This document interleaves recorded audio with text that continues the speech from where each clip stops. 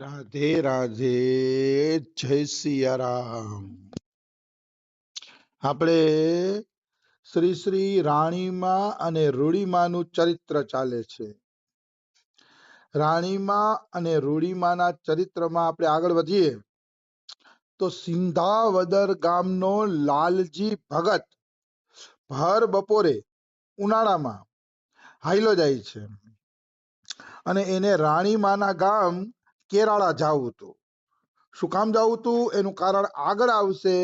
પણ જ્યારે ઈ કેરાળા જતા હતા ત્યારે રસ્તા વચ્ચે ભગવાનના નામનો જપ કરતા જતા હતા અને ઈ જપનો એની ઉપર એવો પ્રભાવ પડતો હતો કે જપની મસ્તીમાં ડૂબી અને હાઈલા જતા હતા. ઓ ભગવાનના જપનો કેવો નશો. લખે છે કે બે લગામ નશો. બે લગામ એટલે લગામ વગરના ઘોડા જે મરજી પડે એમ દોડે, એવી રીતે નામનો નશો ચડી જાય છે. એટલે ઈ પણ બે લગામ નશો છે. કદાચ ભગતને કઈ જગ્યાએ લઈ જશે ઈ પણ કઈ કહી શકાય નહીં. ચાવું હોય આ બાજુ ને ભગત વયો જાય આ બાજુ, ખબર નથી પડતી. ગોપીઓને આવું થતું. જ્યારે કૃષ્ણ ચિંતનનો નશો જાગતો, કૃષ્ણ પ્રેમનો નશો જાગતો, ત્યારે ગામમાં માખણ વેચવા જવાનું હોય, એની બદલે જંગલના વૃક્ષો પાસે માખણ વેચવા બેસી જાય અને વૃક્ષોને એમ કે માખણ લ્યો માખણ લ્યો. કઈક એમ બોલે માધવ લ્યો. નક્કી જ ન હોય. કારણ કે ભક્તિનો નશો એવો છે કે જે જીવને દેહભાન ભૂલાવી દે છે. દેહભાન નથી રહેતું પછી કે આ શરીર શું કરે છે અને આ દેહનું ધ્યાન રાખવાનું શું છે. જો આત્માથી નશો ચડતો હોય, આત્માને રસ મળતો હોય ને તો દેહની પરવા જ ન કરવી જોઈએ. દેહ તો આ એક કપડું છે, આજે નહીં તો કાલે ઉતરી જવાનું છે. પણ ભગવાનના નામનો જે નશો છે એ ઘડીએ ઘડીએ મળતો નથી, એ સીધો આત્માને આનંદ આપે છે. એટલે બે લગામ નશો છે. અને આ એવો નશો છે કે કામ, ક્રોધ, લોભ, મોહ, મદ અને મત્સર એકેયનું ગજુ નથી કે પડવાર માટે પણ એની પાસે આવી શકે જેણે નામનો નશો કર્યો છે. જેણે નામનો નશો કર્યો છે એની પાસે કામ, ક્રોધ, લોભ, મોહ, મદ અને મત્સર આ 6 અવગુણ ફરકી પણ હકતા નથી. જેવી રીતે કોઈ શરાબી એ નશો કરી લીધો હોય તો એને દેહનું ભાન નથી રહેતું અને એને એ ભાન નથી હોતું કે મારે કઈ જગ્યાએ જાવું ન જાવું. એવી રીતે નામના નશાવાળાને આ અવગુણોનું ભાન રહેતું નથી. આ અવગુણો શું છે, અમને હેરાન કરે છે કે નહીં, એવું કઈ એને ભાન રહેતું નથી. અરે નામનો નશો ચડી જાય એને ખબર નથી કે અવગુણ કોને કહેવાય. અવગુણ કોને કહેવાય ઈ પણ એને ખબર નથી. એવો ભગવાનના નામનો એક દિવ્ય અને ચિન્મય નશો છે. એમાં કોઈ એટલે કોઈ પણ પ્રકારની શંકા નથી. તો આ લાલા ભગત હાઈલા લેતા હોય છે. પોતે જાતે વણિક હતા અને બાપનું નામ હતું બુટા શેઠ. સિંધાવદરના વતની હતા અને બાપનું નામ હતું બુટા શેઠ. પૂર્વના સંસ્કારો કયો કે જે કયો ઈ બાલ્ય અવસ્થાથી લાલજીભાઈને છે ને ભક્તિ લાગી ગઈ હતી. બાલ્ય અવસ્થાથી જ સાધુ સંતોનો સંગ એને અતિ પ્રિય લાગતો. બાલ્ય અવસ્થાથી ગામમાં ક્યાંય કથા કીર્તન થતા હોય તો ત્યાં પહોંચી જતા. પુત્રના લક્ષણ પારણામાંથી અને વહુના લક્ષણ બારણામાંથી. ખબર પડી જ જાય નાનપણથી પુત્ર કેવો બનશે. જો ભક્તિમાં રુચિ હોય, કીર્તનમાં રુચિ હોય, કથામાં રુચિ હોય તો માની લ્યો બરોબર છે. તો બરોબર છે એમ માની લ્યો. એટલે કહેવાનો ભાવ છે કે નાનપણથી જ એમને ભક્તિના લક્ષણ હતા. શ્રી શ્રી ચૈતન્ય મહાપ્રભુને કોઈ હરી હરી બોલ, બોલ હરી બોલ, મુકુંદ માધવ ગોવિંદ બોલ, એ કીર્તન ગાતું ને ત્યારે જ છાના રહેતા. મતલબ બચપણથી જ લક્ષણ દેખાવા માંડ્યા કે આ વ્યક્તિને કીર્તન અતિશય પ્રિય છે. એટલે કીર્તન કરતા ત્યારે ચૈતન્ય મહાપ્રભુ છાના રહેતા. આ બધા લક્ષણો છે ભક્તિના. એના ઉપરથી બાળકનું ભવિષ્ય થોડુંક અંકાઈ તો જાય કે ભવિષ્યમાં આ બાળકને શું ગમશે અને કેવી રીતે એ જીવશે. એવું થોડુંક મૂલ્યાંકન તો થઈ જાય છે, વાંધો નથી આવતો એમ. તો લાલજી ભગત બાલ્યાવસ્થાથી જ ભક્તિ કરતા. હવે એ લગભગ એમ માનો ને કે 14-15 વર્ષના થયા લાલજી ભગત. એટલે એના બાપુ એને દુકાને બેહાડવા માંડ્યા. એને અનાજ કરિયાણાની દુકાન હતી અને થોડાક કપડા એ રાખતા વેચવા માટે પેલાના જમાનામાં એમ. એટલે અનાજ કરિયાણાની અને થોડાક કપડા રાખવાની દુકાન એને હતી એટલે પિતાજી એને દુકાને બેહાડતા. રોટલો ને એમ ખાવા જાય, બપોરે આરામ કરવા જાય ત્યારે લાલજી ભગત ને દુકાને બેહાડે. હવે લાલજી ભગત ની ઉદાર વ્રતી. તો એક વખત 50 સાધુ આવ્યા.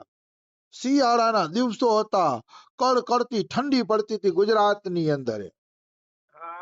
અને ઈ આવ્યા સાધુઓને લાલજી ભગતે કીધું કે અમને ટાઢિયું પણ બહુ પડે છે ઈ કે, અને અમે ભૂખ્યા પણ છીએ, કાંઈક સેવા કરો અમારી. અમે 50 જણા છીએ અને દ્વારકાધીશના દર્શન કરવા જાય છીએ.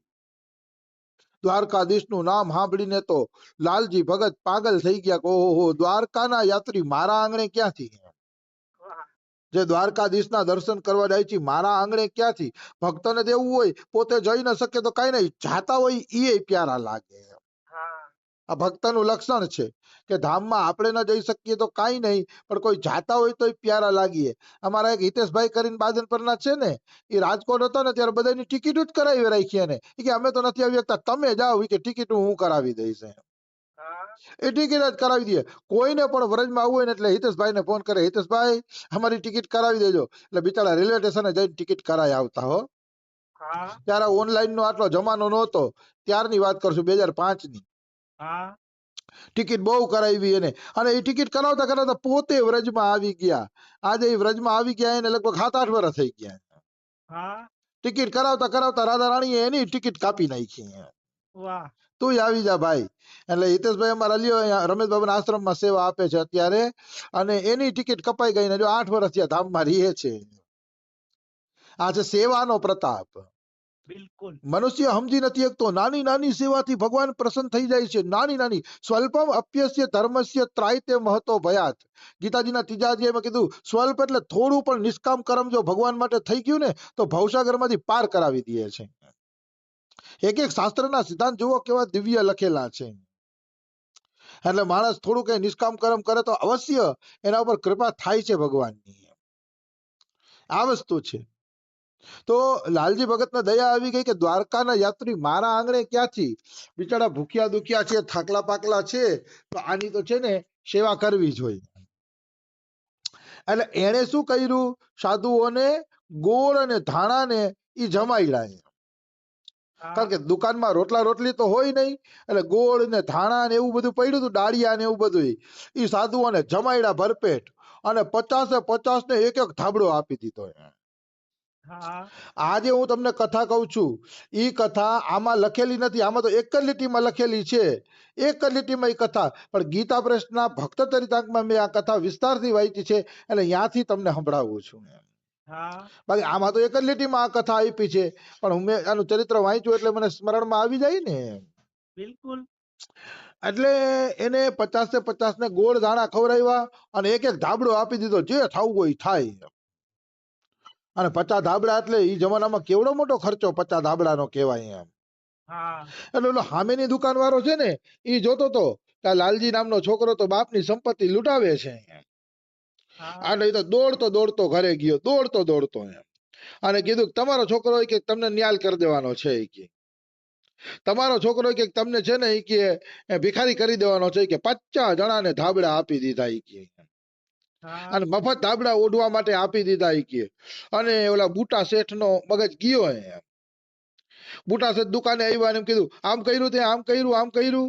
તો કે મેં તો કાંઈ નથી કર્યું પિતાજી. હા સાધુ આવ્યા હતા, બિચારા બેઠા થોડીક વાર, મેં તો કાંઈ આપ્યું નથી, કઈ કર્યું નથી. કે તો કે હું ભરી હમણાં સાધુઓ પાસે ધાબળા લઈ આવું. કે બુટા શેઠ સાધુઓ પાસે ધાબળા લેવા ગયા તો બધાય સાધુઓ એક એક ધાબળો ઓઢેલો હતો, અને એની જ દુકાનનો ધાબળો ઓઢેલો હતો.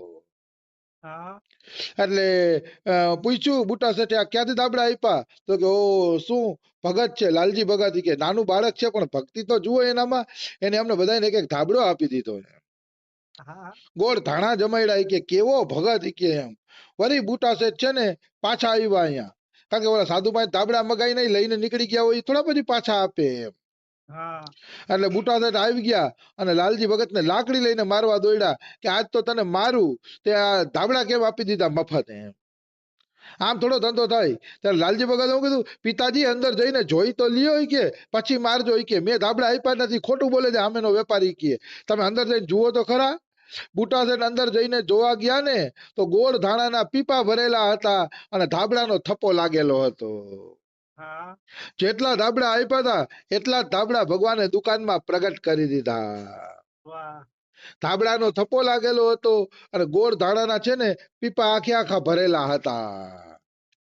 એટલે આને વિશ્વાસ ન આવ્યો. ફરીથી ઓલા સાધુઓ પાસે ગયા ને ગામના પાદરમાં, તો સાધુઓએ ધાબળા ઓઢેલા હતા.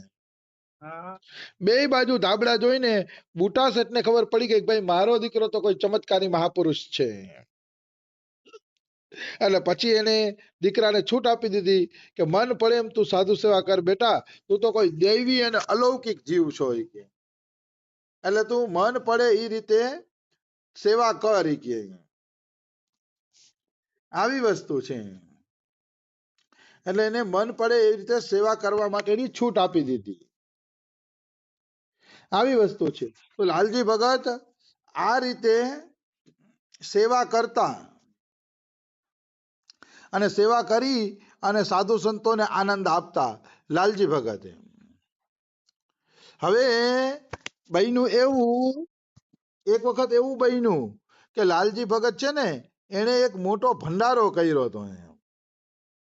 લાલજી ભગતે સરસ મજાનો સુંદર મજાનો એક ભંડારો કર્યો અને એ ભંડારાની અંદર ધુવાણા બંધ સાધુને જમવાનું કીધું. ધુવાણા બંધ એમ જેટલા સાધુ હતા એ બધા સાધુને ધુવાણા બંધ જમવાનું કીધું અને સાધુ સંતો પણ ધુવાણા બંધ જમવા માટે આવ્યા. એમ સાધુ સંતો પણ આવે છે ધુવાણા બંધ જમવા માટે.